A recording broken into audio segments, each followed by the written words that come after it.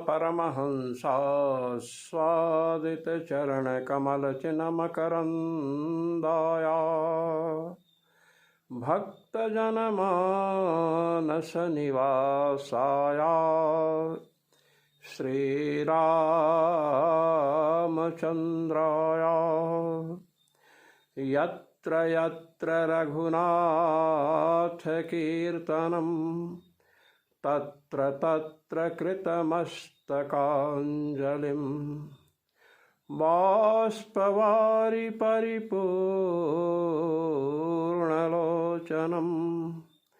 मारुतिं नमत राक्षसान्तकं सीतानाथ समारम्भां रामानन्दार्य मध्यमाम् अस्मदाचार्य पर्यन्तां वन्दे गुरुपरम्परां वन्दे गुरुपरम्पराम् सर्वेश्वर श्री रघुनाथो विजयते तरम। ब्रह्मसूत्र में हम देवता अधिकरण में चल रहे थे। देवता अधिकरण में यह बात स्थिर हुई कि इंद्रादि देवताओं का विग्रह होता है, शरीर होता है, इंद्रियां होती हैं, वज्रहस्तः पुरंदरः। इसलिए उनका जब शरीर है, हाथ हैं, चरण हैं, मन है, तो स्वर्गादि के जो भोग पदार्थ हैं उनमें उन देवताओं की नश्वर बुद्धि हो गई कि ये सब नष्ट होने वाले हैं। इसलिए उन नश्वर भोगों में वैराग्य उत्पन्न हुआ और वैराग्य उत्पन्न होने से उनकी आत्मज्ञान में प्रवृत्ति होगी, आत्म तत्व की जिज्ञासा होगी और जिज्ञासा होने से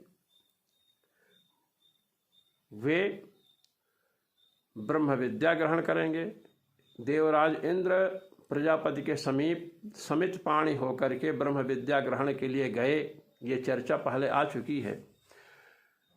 इसलिए देवताओं का ब्रह्म विद्या में अधिकार है। दूसरी बात, हृदयपेक्षया मनुष्याधिकारत्वात् पहले जो सूत्र आया है कि भगवान यद्यपि अपरिच्छिन्न हैं, अनंत हैं, फिर भी उन्हें अंगुष्ठ मात्र स्वरूप वाला बतलाया गया। इसका कारण क्या है? तो उपासना में मनुष्यों का अधिकार है। मनुष्यों का हृदय अंगुष्ठ परिमाण का होता है। जैसा मनुष्य होगा उसके अंगुष्ठ का जो परिमाण होगा उसी के आकार का उसका हृदय होता है। अब जब देवताओं के विग्रह की, शरीर की सिद्धि हो चुकी है तो उनका भी हृदय होगा, वह भी उनके अंगुष्ठ परिमाण का होगा। इसलिए देवताओं का ब्रह्म विद्या में अधिकार है। यहाँ पर एक प्रश्न और खड़ा होता है जिसे भगवत्पाद श्री शंकराचार्य जी महाराज ने उठाया है।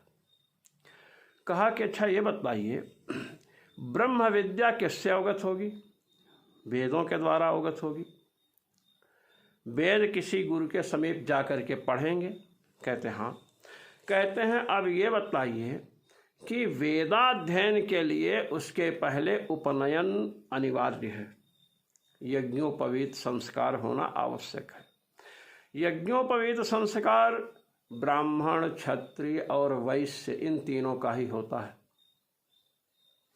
8 वर्षम ब्राह्मणम उपनयिता, 8 वर्ष के ब्राह्मण बालक का, 11 वर्षे राजन्यम, 11 वर्ष के क्षत्रिय बालक का, 12 वर्षे वैश्यम, यदि वणिक कुल का बालक है तो उसे 12वें वर्ष में यज्ञोपवीत संस्कार संपन्न करवाना चाहिए, उसके माता पिता का दायित्व है। अब ब्राह्मण, क्षत्रिय, वैश्य इन तीनों का उपनयन शास्त्र विहित है। ब्राह्मण क्षत्रिय वैश्य ये मनुष्य हैं, देवता मनुष्यों से ऊपर होते हैं। तो इन तीनों में इंद्र आदि देवता न ब्राह्मण है, न क्षत्रिय हैं, न वैश्य हैं। तो उनका उपनयन ही शास्त्र से प्राप्त नहीं है। जब उपनयन नहीं होगा, यज्ञोपवीत संस्कार नहीं होगा, तो कौन गुरु उन्हें वेदाध्ययन कराएगा? और जब वेदाध्ययन नहीं होगा तो ब्रह्म विद्या उन्हें ज्ञात कैसे होगी? यह प्रश्न श्री शंकराचार्य जी महाराज ने उठाया है अपने शांकर भाष्य में। उसका उत्तर भी उन्होंने किया। क्या किया? तेषां च स्वयं प्रतिभात वेदत्वात्। कहते हैं देवता लोग जो हैं वेदाध्ययन किए जिस समय मनुष्य बने थे, और वेदाध्ययन करने के बाद यज्ञ आदि किए, पुण्य कर्म किए, अग्निहोत्र किए, दर्श पूर्णमास आदि कर्म किए, फिर देवता बने। अब वहाँ पुण्य इतना अधिक है, पुण्य प्रचय होने से, पुण्य का अधिक होने से उन्हें वेदों का ज्ञान स्वतः हो जाता है। वेदों का ज्ञान तेषां स्वयं प्रतिभात वेदत्वात्। देवताओं को स्वयं वेद का स्मरण हो जाता है। जैसे आप हम हैं, आज कुछ याद करके सोए, या आप हम भोजन करके सोए, तो कल भोजन का स्मरण नहीं होता हमने क्या खाया था। तो जिस प्रकार हमको भोजन का स्मरण होता है कि हमने क्या खाया था, इसी प्रकार देवताओं को पूर्व जन्म में जो वेदाध्ययन हुआ है उन वेदों का स्मरण हो जाता है। अब ये बात हो गई। कहते हैं कि एक बात और है। कहे क्या? कहे पूर्व मीमांसा महर्षि जैमिन की, उन्होंने कहा है कि देवताओं का कर्म में अधिकार नहीं है। क्यों? यागादि कर्म में। कहते हैं न देवानाम देवतांतरा भावात्। देवानाम न कर्मस्वधिकारः। देवताओं का यज्ञ आदि कर्म में अधिकार नहीं है। कहते क्यों? कह देवतांतरा भावात्।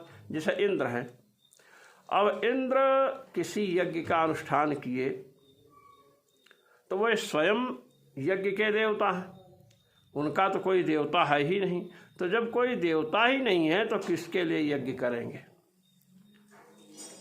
ना देवानाम देवतांतरा भावात्। इस प्रकार शंका की गई। अब ब्रह्म विद्या, भगवद उपासना, भक्ति, ये सब एक ही वस्तुएं हैं। तो ब्रह्म विद्या में परमात्मा का चिंतन करना है। अब कर्म में ब्रह्म विद्या चिंतन रूप कर्म है। चिंतन भी तो एक कर्म है, क्रिया है। तो जब ना देवानाम देवतांतरा भावात्, इसके द्वारा महर्षि जैमिन ने देवताओं का कर्म में अधिकार ही खंडन कर दिया, तो ब्रह्म विद्या रूपी कर्म में, भगवत चिंतन रूपी कर्म में उनका अधिकार कैसे होगा? इसका उत्तर यह है कि कर्म में जो अधिकार का खंडन है, यज्ञादि यागादि कर्म करेंगे तो उसके देवता वो स्वयं हैं। कोई दूसरा देवता हो तब उसकी प्रसन्नता के लिए कर्म करें। कोई दूसरा देवता नहीं है, इसलिए वहाँ पर तो कर्म में अधिकार का जो उन्होंने निषेध किया, ये तो बात मन में जमती है। किंतु जो भगवद उपासना है, भगवद उपासना के प्रधान देवता कौन है? भगवान है, परमात्मा है, जिनको आप ब्रह्म कहते हैं, भगवान कहते हैं, परमात्मा कहते हैं।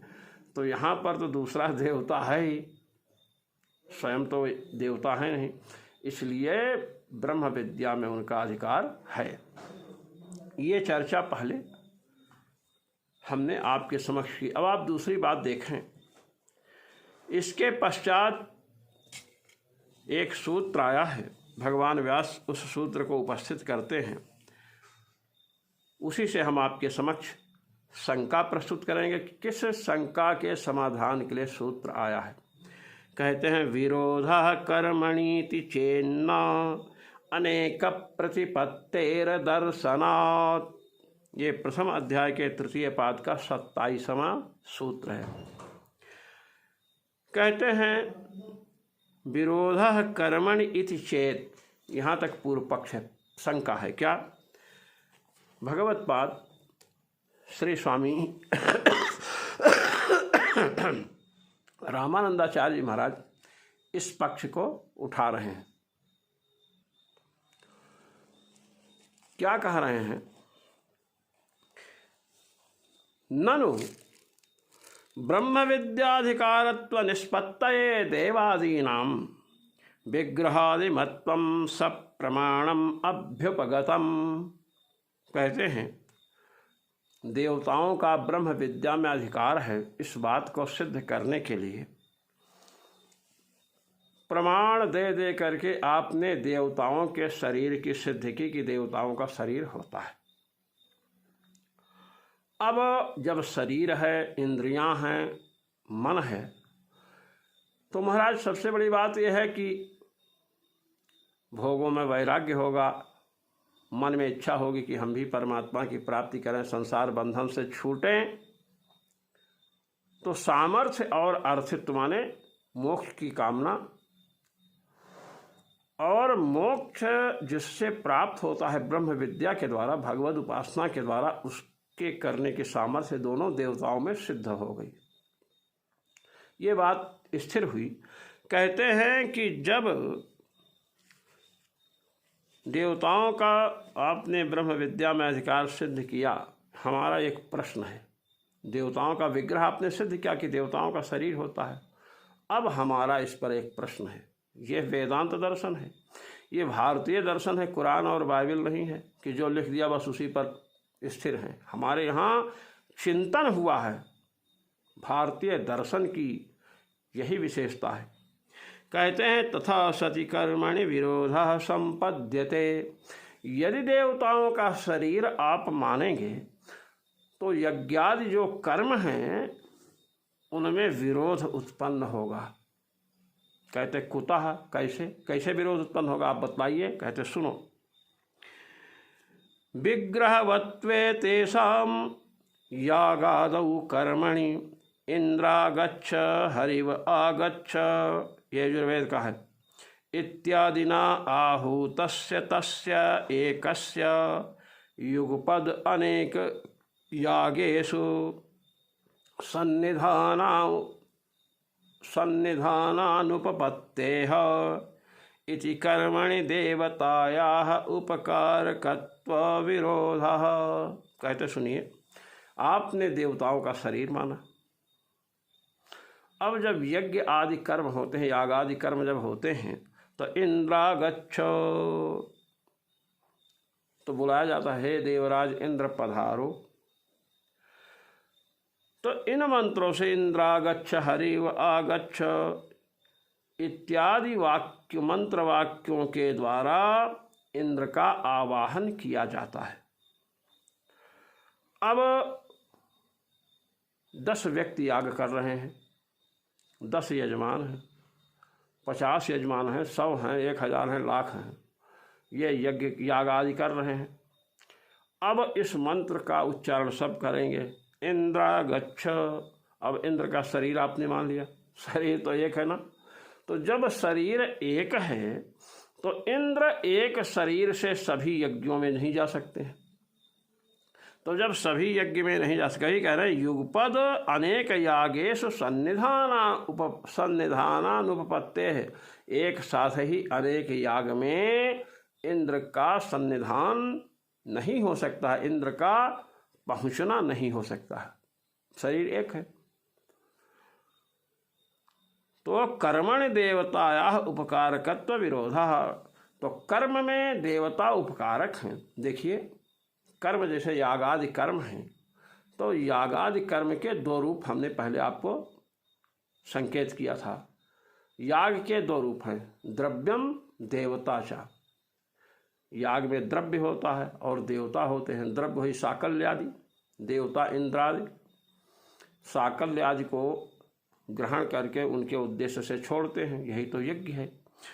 तो कहते हैं कि इस प्रकार देवता और द्रव्य के द्वारा याग का उपकार होता है, याग की निष्पत्ति होती है, देवता ही ना हो, द्रव्य ही ना हो तो यज्ञ कैसे करेंगे? स्वाहाकार करने के लिए सामग्री चाहिए, और स्वाहाकार करेंगे तो किसी देवता के लिए करेंगे, उसका मंत्र बोलेंगे। तो जब देवता का सन्निधान ही नहीं होगा, शरीर एक है, 10 स्थानों पर यज्ञ हो रहा है, तो 10 पर तो एक शरीर वाला एक साथ जा नहीं सकता है। तो याग का उपकारक जैसे द्रव्य है, साकल्य है, वैसे देवता भी होते हैं। तो जब पहुँच ही नहीं सकते हैं तो यज्ञ की निष्पत्ति कैसे होगी, यज्ञ संपूर्ण कैसे होगा? देवता पहुँचा ही नहीं, कौन ग्रहण करेगा उस भाग को? इत चेत, ये शंका हुई। कहते हैं ना, कहे ना ना, ऐसी बात नहीं है जो आप शंका कर रहे हैं, उसका हम समाधान कर रहे हैं। कुतः, कहे क्यों?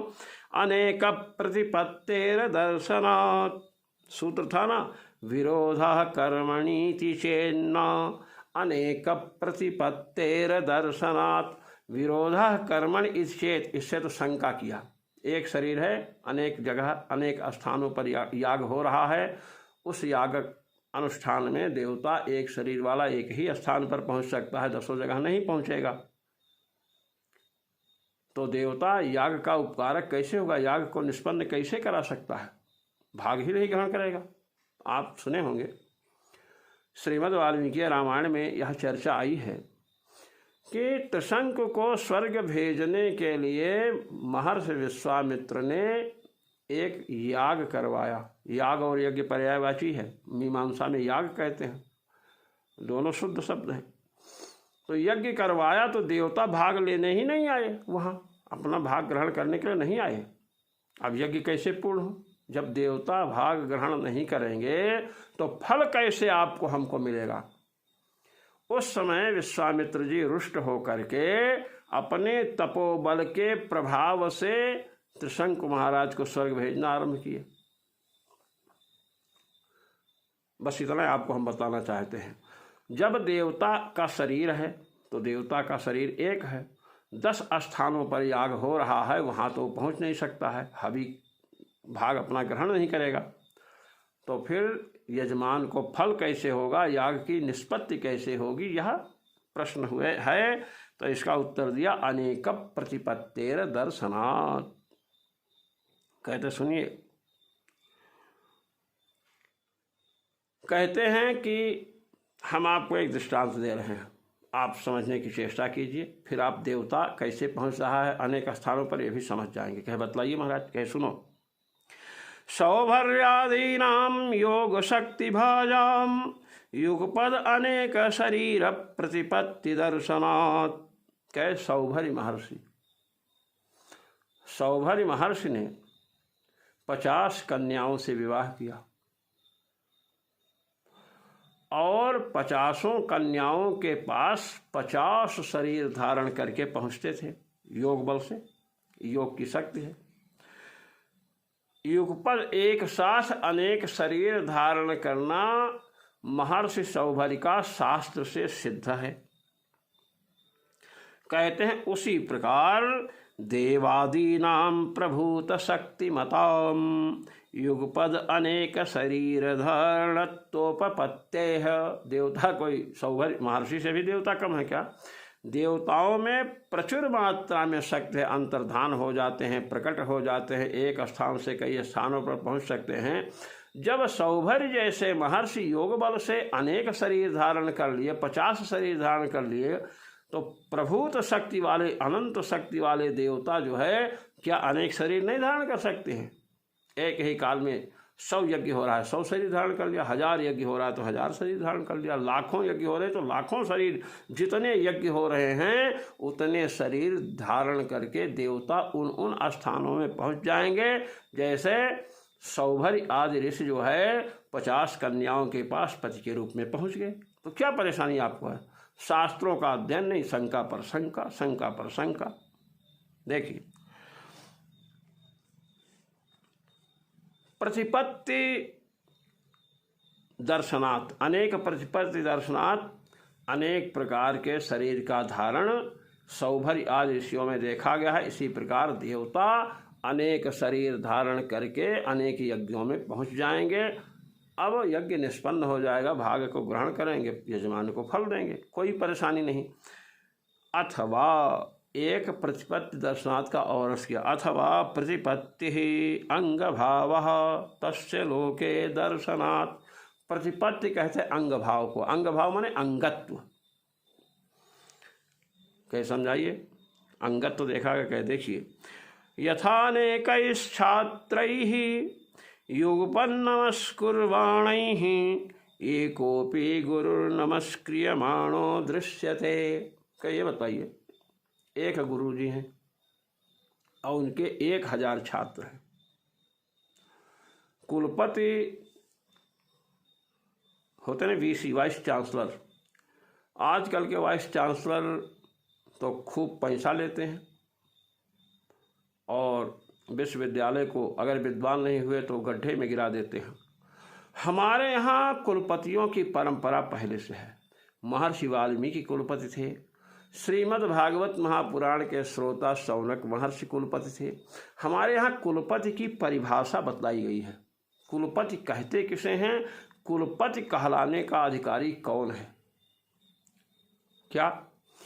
मुनीनाम 10,000 योन्नदानादिपोषणात् अध्यापयति विप्रर्षिः सा वै कुलपति स्मृतः। जो 10,000 चिंतकों को अन्नदान दे करके पोषण करता हो, अध्यापयति अध्यापन कराता हो, विप्रर्षिः ब्राह्मण हो और ऋषि भी हो। केवल ब्राह्मण है, उसमें ऋषित्व नहीं है तो वह कुलपति नहीं माना जाएगा। ब्राह्मणत्व विशिष्ट ऋषित्व होना चाहिए, अर्थात मंत्रों का दृष्टा हो, ब्राह्मण हो। सा वै कुलपति स्मृतः, उसे कुलपति कहते हैं।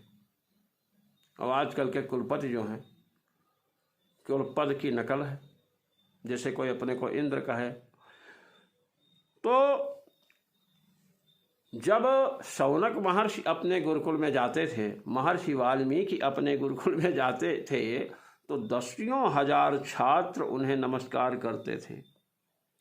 गुरुदेव नमस्तुभ्यम, हे गुरुदेव आपको नमस्कार है। तो 10,000 छात्रों के द्वारा नमस्कार किसको किया जा रहा है? कुलपति को, गुरु को। आज भी देखिए, एक गुरु है और 50 छात्र नमस्कार करते हैं। तो कहते हैं एकोपि गुरु नमस्क्रियमाणो दृश्यते। बताइए, एक गुरु को सैकड़ों छात्र नमस्कार करते हैं और सबको आशीर्वाद देता है कि नहीं? एवं ठीक इसी प्रकार एकाम सविग्रहाम एव देवताम उद्देश्य युगपत् सर्वे हविंसी त्यक्षन्ति। इसी प्रकार विग्रहवान जो इंद्रादि देवता हैं, एक ही हैं, अब सब लोग उन्हीं को उद्देश्य दे करके हवि का त्याग करेंगे, हवि का प्रक्षेप करेंगे ना अग्निकुंड में। इत्यतः तब होगा क्या, जैसे हजारों छात्र के द्वारा नमस्कार किया जा रहा है एक गुरु को, और एक गुरु आशीष सबको दे रहा है, सभी को आशीर्वाद मिल रहा है, ऐसे ही एक इंद्र देवता जो विग्रह वाले हैं, शरीर वाले हैं, उनको उद्देश्य करके हजारों लोग आहुति देंगे। तो वह जैसे गुरु हजारों छात्रों को आशीर्वाद देते हैं, इसी प्रकार वह देवता हजारों यजमानों पर कृपा करेगा, फल यजमान को मिल जाएगा। ये बताया ना कश्चित विरोधा। इसलिए देवता द्रव्य के समान, हवि इत्यादि के समान, साकल्य के समान यज्ञ का उपकारक है, यज्ञ को संपन्न करा देता है। हवि भाग को ग्रहण करके और यजमान को फल मिल जाता है, इसलिए कोई विरोध नहीं है। कहे कि हाँ, ये बात तो आपने कहा, हमारे समझ में आ गई। क्या और सुनिए। शब्द इति चेन्नातः प्रभवात प्रत्यक्षानुमानाभ्याम। ये प्रथम अध्याय के 3 पाद का 28वां सूत्र है, 28। कहते हैं कि हम एक शंका और कर रहे हैं। कहे क्या? कहे पहले सूत्र आया था ना, विरोधः कर्मणि चेन्ना अनेक प्रतिपत्तेर दर्शनात्। कहते हैं विरोधा को इस सूत्र में खींचिए।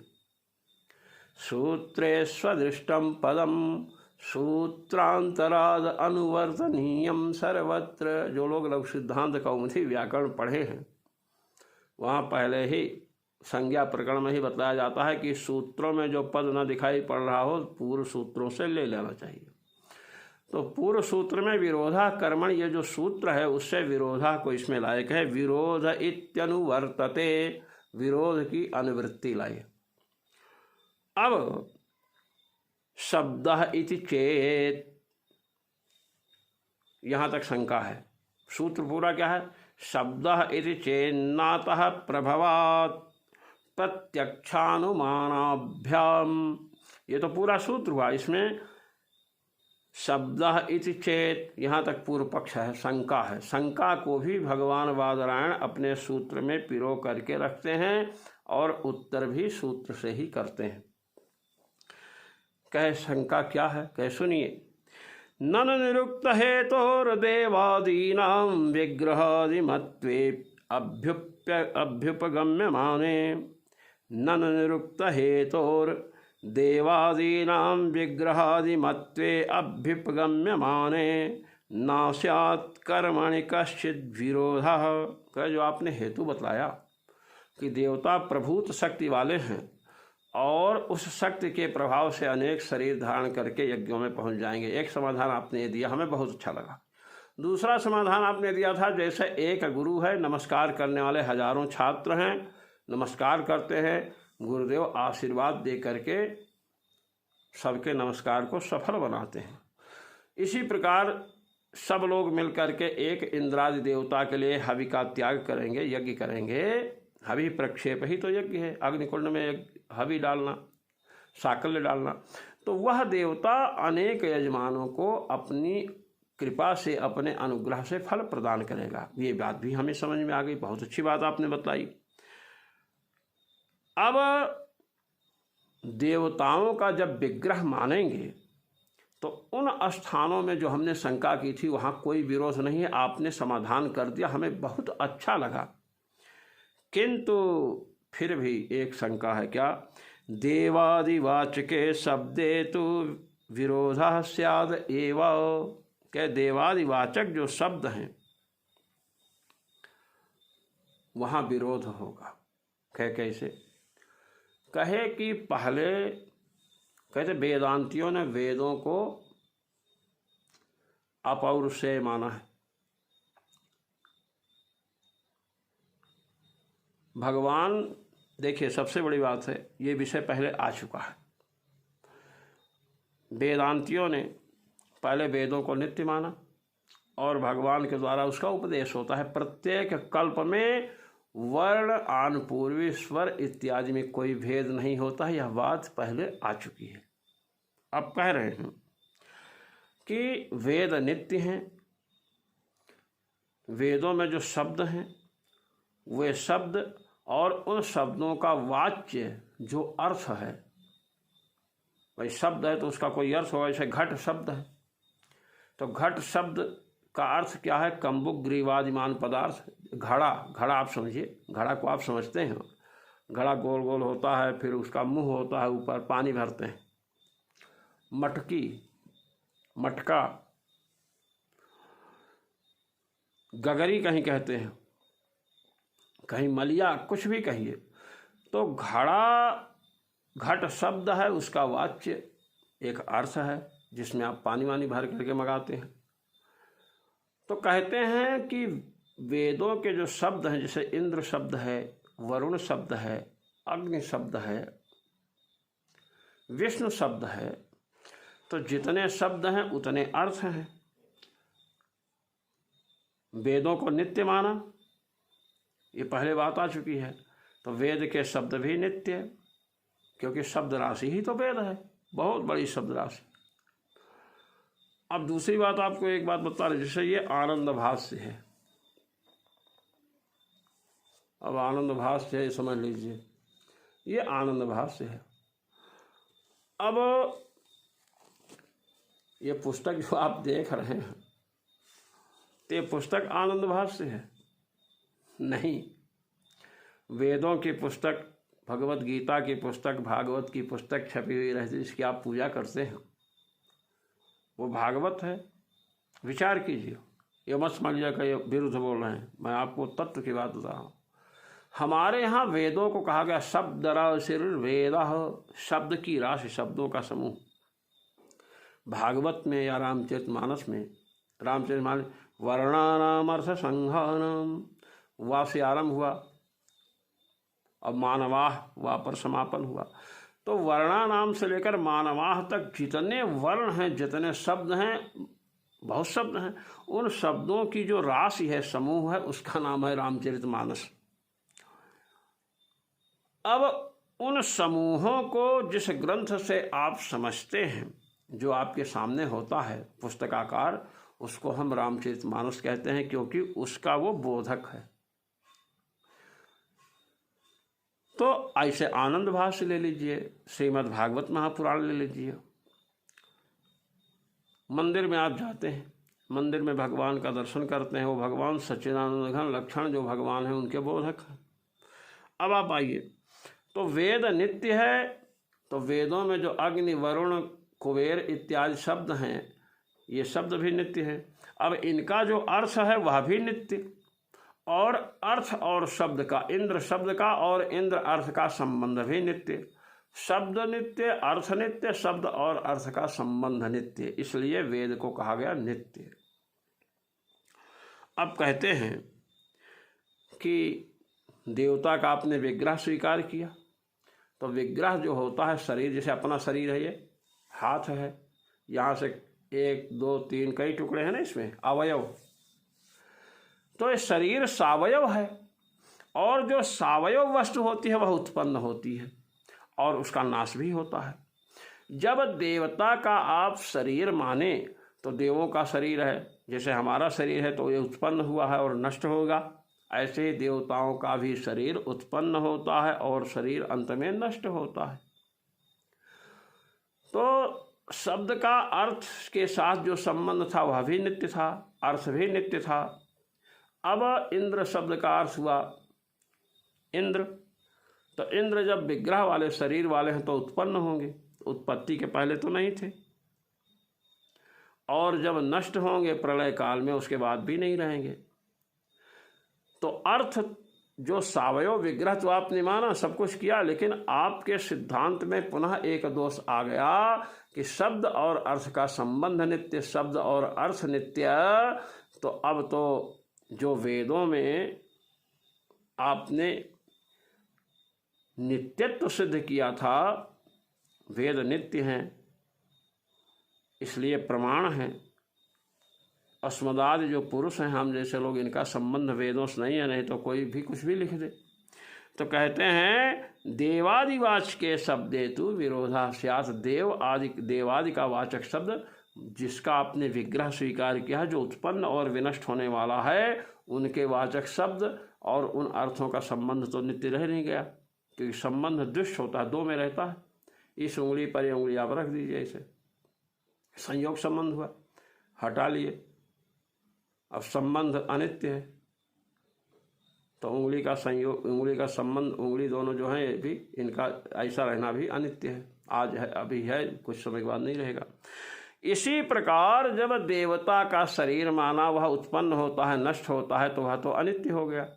तो वेदों का जो आपने नित्यत्व किया, सिद्ध किया था, देवादिवाचक जो शब्द है उनका अर्थ तो अब अनित्य हो गया, हमेशा तो नहीं रहेगा, जब मर जाएंगे तब नहीं रहेगा, उत्पन्न होने के पहले नहीं थे, तो ये सब गड़बड़ हो जाएगा। वही कह रहे हैं किंतु देवादिवाचके शब्देतु विरोधा स्यात्, नित्यत्व का विरोध होगा, नित्य नहीं हो सकता है। अर्थानाम अनित्येन तद असंबंधात्, अर्थानाम अनित्यत्वेन, क्योंकि इंद्र को तो आपने शरीर वाला माना, शरीर वाली वस्तु, सावयव वस्तु उत्पन्न होती है, नष्ट होती है, तो इंद्रादि का शरीर भी उत्पन्न होगा, नष्ट होगा, तो अनित्य हो गया पदार्थ, इंद्रादि पदार्थ अनित्य हो गए, तो उनका जो इंद्र शब्द के साथ संबंध होगा वह भी अनित्य होगा। और आपने तो कहा है कि शब्द भी नित्य, अनित्य, अर्थ भी नित्य, दोनों का संबंध भी नित्य, ये तो गड़बड़ हो गया। वही बता रहे हैं अर्थानाम अनित्यत्वेन तद संबंधात, अर्थ जब अनित्य है तो नित्य शब्दों के साथ इसका संबंध कैसे होगा। कहे कि समझ में कम बात आई है, थोड़ा स्पष्ट करके गुरुदेव बतलाइए। कहते सुनिए, अयम भाव, हम आपको एक भाव व्यक्त कर रहे हैं जो हम कहना चाहते हैं। क्या, औत्पत्तिकस्तु शब्दस्य अर्थेन संबंधस्तस्य ज्ञानम। जैमिनी सूत्र है, प्रथम अध्याय के प्रथम पाद का 5वां सूत्र है। औत्पत्तिकस्तु शब्दस्यार्थेन संबंधः, औत्पत्तिकः संबंध, शब्द का अर्थ के साथ, घट शब्द का घट रूपी पदार्थ के साथ कौन संबंध है, औत्पत्तिक। अब सबर स्वामी ने साबर भाष्य में औत्पत्तिक का अर्थ किया है। क्या, इत्यादि सूत्रे औत्पत्तिकः इति नित्यं ब्रूमः इति सबर स्वामिना आहुः। सबर स्वामी, इनका भाष्य है साबर भाष्य।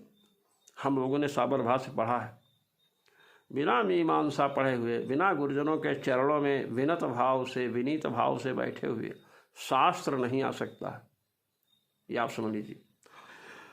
तो कहते हैं शब्दस्य अर्थे, औत्पत्तिकस्तु शब्दस्य अर्थेन संबंधस्तस्य ज्ञानम। औत्पत्तिक माने नित्य। सबर स्वामी कहते हैं औत्पत्तिकः नित्यम इति ब्रूमः, नित्य नित्यम ब्रूमः। औत्पत्तिक अर्थ नित्य, शब्द और अर्थ का संबंध क्या है, नित्य है। ये सबर स्वामी ने कहा है।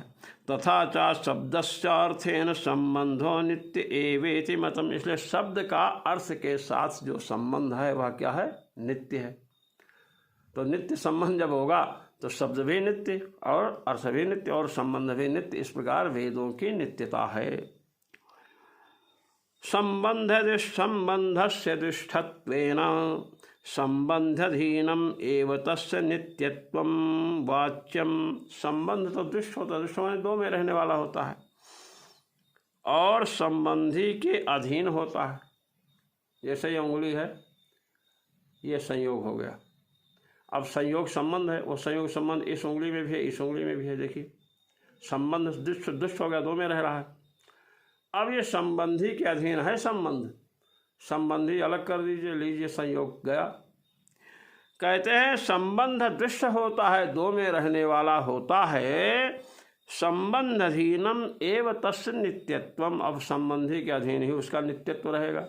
संबंधी अगर अनित्य है, नष्ट हो गया, तो संयोग भी नष्ट हो जाएगा। तो शब्द का अर्थ के साथ जो संबंध है वह नित्य है। जब इंद्रादि रूपी अर्थ, अभी तक इंद्र का मैंने आपने शरीर माना तो शरीर उत्पन्न होगा, नष्ट होगा, तो ये तो अनित्य है। तो शब्द के साथ अर्थ का संबंध नित्य कैसे बनेगा, फिर जैमिनी सूत्र का विरोध होगा आपके सिद्धांत में। कहते हैं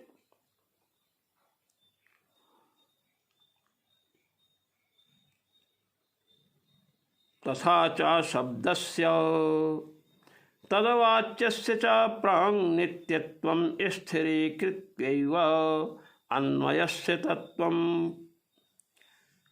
परिरक्षणीयं भवेन्नेतरथ। कहते हैं शब्द और उसका वाच्य जो अर्थ है, उसका नित्यत्व जो महर्षि जैमिन ने स्थिर किया था। अन्वयस्य तत्त्वं, अन्वय का, अन्वयस्य तत्त्वम, अन्वय का संबंध का जो स्वरूप है, यह परीक्षणीयम भवेत। यह तो अब महाराज क्षीण हो गया, नश्वर हो गया। नेतरथा, अन्यथा अगर आप शब्द और अर्थ को नित्य मान लो तो शब्द और अर्थ का संबंध भी नित्य हो जाएगा। तो इंद्र शब्द है और इंद्र रूपी अर्थ दोनों को नित्य मान लीजिए, तब दोनों का संबंध भी नित्य रहेगा। तो औत्पत्तिकस्तु शब्दस्यार्थेन संबंधः तस्य ज्ञानम, इस सूत्र में शब्द और अर्थ का संबंध जो नित्य कहा गया है, उसकी सुरक्षा के लिए जैमिनी सूत्र के विरोध को ना हो, जैमिन सूत्र से विरोध ना हो, इसके लिए आपको शब्द और अर्थ का संबंध नित्य मानना पड़ेगा। इसके लिए अर्थ को भी नित्य मानना पड़ेगा। इंद्र शब्द है, इंद्र शब्द का अर्थ इंद्र देवता हुए। अब देवता का जब आप शरीर मानोगे तो शरीर सावयव होता है, सावयव वस्तु उत्पन्न होती है और नष्ट होती है, तो अनित्य हो जाएगा। विग्रह मानने पर इंद्र देवता अनित्य हो जाएगा, तो शब्द और अर्थ का नित्य संबंध नहीं बन सकता है। अगर इंद्र देवता को आप नित्य मानो तो नित्य वस्तु सावयव नहीं होती है, और सावयव जब नहीं होगी तो विग्रह नहीं सिद्ध होगा। ये दोनों समस्या हैं। उभयतः पाशा रज्जु इसको कहते हैं। विग्रह मानो तो अनित्यत्व की आपत्ति, शब्द और अर्थ का संबंध अनित्य, जैमिन सूत्र से विरोध। और यदि आप देवता इंद्र देवता को नित्य मानो तो विग्रह मान नहीं सकते हो, क्योंकि विग्रह सावयव होता है। अपने हाथ पांव है ना, अंग मानना पड़ेगा। सावयव वस्तु अनित्य होती है। ये उभयतः पाशा रज्जु। नित्य मानो तो विग्रह की सिद्ध नहीं होगी, और विग्रह की सिद्ध मानो तो शब्द और अर्थ का संबंध नित्य सिद्ध नहीं होगा। तदिदानीं देवादीनां विग्रहवत्वेन सावयवत्वाद् इंद्रादिरूपार्थस्य घटादिवद अनित्यत्वम् अवर्जनीयं स्यात्। वही बतलाए, देवादि को जब विग्रह वाला मानोगे तो महाराज जैसे घट सावयव है वैसे उनका विग्रह शरीर भी सावयव होगा और वह अनित्य हो जाएगा। तो शब्द और अर्थ का जो संबंध अनित्य कहा है महर्षि जैमिन ने, वह बात सिद्ध नहीं होगी। तथा सति अनित्येन अर्थेन नित्यस्य तद्वाचक रूप शब्दस्य संबद्धुम अशक्यत्वाद् आम्नाय शब्दे अन्वये च नित्यतया यत् प्रामाण्यं व्यवस्थितं तस्य विरोधः सुतराम् आपद्येत इति चेत्। कहते हैं जब संबंध अनित्य, घटादि के समान जैसे सावयव घट है वह अनित्य होता है, इसी प्रकार इंद्रादि देवताओं का शरीर विग्रह मानेंगे तो शरीर जो है सावयव होता है, वह अनित्य हो जाएगा। तो अनित्य जो अर्थ है इंद्रादि रूप अर्थ, उसके साथ नित्य जो इंद्र शब्द है उसका संबंध नहीं हो सकता है। और वेदों में शब्दों का अर्थ से नित्य संबंध है, यह मान करके वेदों को नित्य स्वीकार करके उसका प्रामाण्य व्यवस्थित किया गया। वेद नित्य हैं, किसी के बनाए हुए नहीं हैं, तो उससे अब विरोध होगा। विग्रह मानो सावयव हो जाएगा इंद्र का शरीर, और सावयव शरीर होने से इंद्र देवता अनित्य हो जाएगा। अब इंद्र शब्द के साथ उसका संबंध नित्य नहीं बन सकता है। इति चेत, ये हुआ पूर्व पक्ष। इसी को सूत्र में बताया गया शब्द इति चेत। यहाँ से इतनी शंका हुई। कहते हैं न, कह नहीं, ऐसी बात नहीं है। क्या? अतः प्रभवात्, कहते हैं हम बतला रहे ना, त्रैकालिक संबंध विशिष्टाद् वैदिकेन्द्र शब्दादेव पुनरिंद्राद्यर्थ समूह शोतपत्तेह। कहते सुनिए, इंद्र शब्द का और इंद्रदेव का तो त्रैकालिक संबंध है, तीनों काल में, भूतकाल, वर्तमान काल, भविष्यत काल में रहने वाला संबंध है। कहे कि मैंने कहा ना कि विग्रह मानोगे, शरीर मानोगे, सावयव हो जाएगा तो इंद्र तो नष्ट हो जाएगा, इंद्र उत्पन्न होगा, उसके पहले इंद्र कहाँ है, और नष्ट होने के बाद इंद्र नहीं है। कहते हैं वैदिक जो इंद्र शब्द है उसी से पुनः इंद्रादि अर्थ समूहों की उत्पत्ति भगवान करते हैं। जो इंद्र पैदा हुआ उसके पहले भी इंद्र की उत्पत्ति थी, इंद्र थे, और इंद्र के नष्ट होने के बाद भी वैदिक जो इंद्र शब्द है उसी के द्वारा इंद्र की उत्पत्ति भगवान कर देंगे। अर्थ तो रहेगा, अर्थ का सर्वथा अभाव हो। एक घड़ा है फूट गया, एक लड़का है मर गया, तब तो निर्वंश हो जाएगा मामला। कई लड़के हैं तो वंश चलता रहेगा। कहते अयमत्र निर्णय, कहे हम निर्णय आपको सुना रहे हैं। गवादि शब्दानाम न केवलम व्यक्ति मात्र वाचकत्वम, कहते हैं वैसे ये प्रकरण जो चल रहा है, यह जाति में गो शब्द की गो व्यक्ति में शक्ति मानी जाए या गोत्र जाति में मानी जाए या आकृति में मानी जाए, ये सब विशेष चर्चाएं आने वाली हैं और यह चर्चा अत्यंत गंभीर है। इसलिए हम इसको अग्रिम पाठ में करेंगे। ओम पूर्णमदः पूर्णमिदं पूर्णात् पूर्णमुदच्यते पूर्णस्य पूर्णमादाय पूर्णमेवावशिष्यते। ओम शांति शांति शांति। जो लोग ब्रह्मसूत्र का पाठ सुनते हैं उन सबको सर्वेश्वर श्री रघुनाथ जी की ओर से असीम आशीष और धन्यवाद। जय श्री राम।